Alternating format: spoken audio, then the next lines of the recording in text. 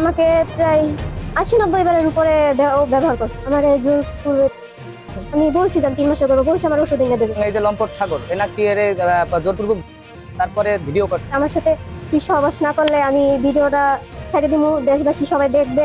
আমার বিয়ে হয়েছে ৫ বছর। আমার স্বামীর সাথে আমি সুখে সংসার করছি। তারপর সাগর নামের একটা ছেলে সম্পর্কে আমার মামাতো ভাই, সে আমাকে অনেক কুপ্রস্তাব দেয়, অনেক বারে বারে টাকায়। তারপর আমার স্বামী এটা বুঝতে পারে। তারপর সে আমার ছেড়ে ২ বছর যাবৎ চলে যায়।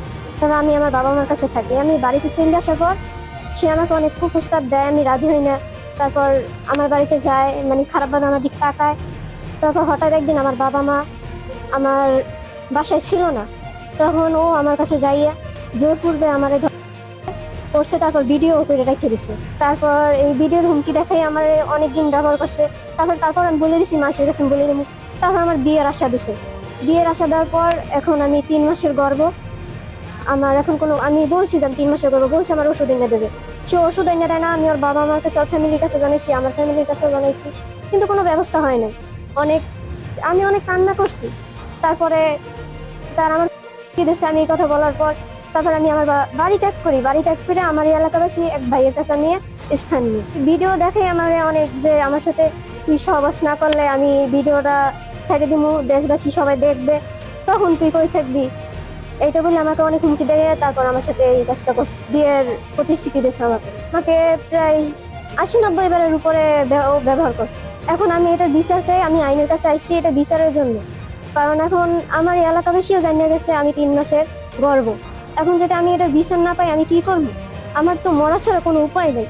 এই মেয়েটা 3 মাসের অন্তঃসত্ত্বা এবং এই যে লম্পট সাগর এনা কি এর জোরপূর্বক ধর্ষণ করে তারপরে ভিডিও করছে। ভিডিওর ভয় দেখিয়ে যে ফেসবুকে ছাইড়া দিবে, এই ভয় দেখিয়ে বারবার অনেক দিন যাবত ধর্ষণ করছে। ধর্ষণ করার পরে এনাকি 3 মাসের অন্তঃসত্ত্বা।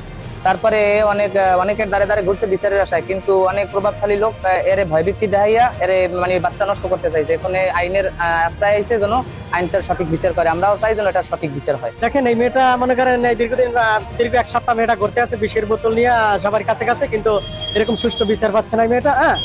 কিন্তু এই মেয়েটা যাতে সুষ্ঠু বিচার হয় এটি আমরা চাই। আর এই মেয়েটা আইনের কাছে আসছে, আইন যেন এটার সর্বাধিক বিবেচনা করে এবং সুষ্ঠু বিচার করে তারা, এটি আমাদের সবার দাবি।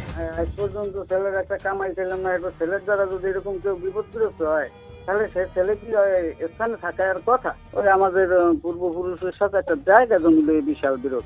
এক এক করে আনাইলো 10টা মামলা দিয়েছে থানায়, এখানে অনেক, সব কটাই আল্লাহ আমাকে রক্ষা করে আনছে। শেষকালে আবার এই গেলে বাজাইছে, যত বড় আদালত থাক, যত বড় কোর্ট থাক, স্থানীয় সালিশ বা স্থানীয় বিচার এটাও গ্রহণযোগ্য হয়। এটার যে সর্বোচ্চ শাস্তি আমরা তো সেটাই চাই। আমরা ন্যায় বিচার দাবি করছি, আদালত সন্তুষ্টি হয়ে যাচ্ছে।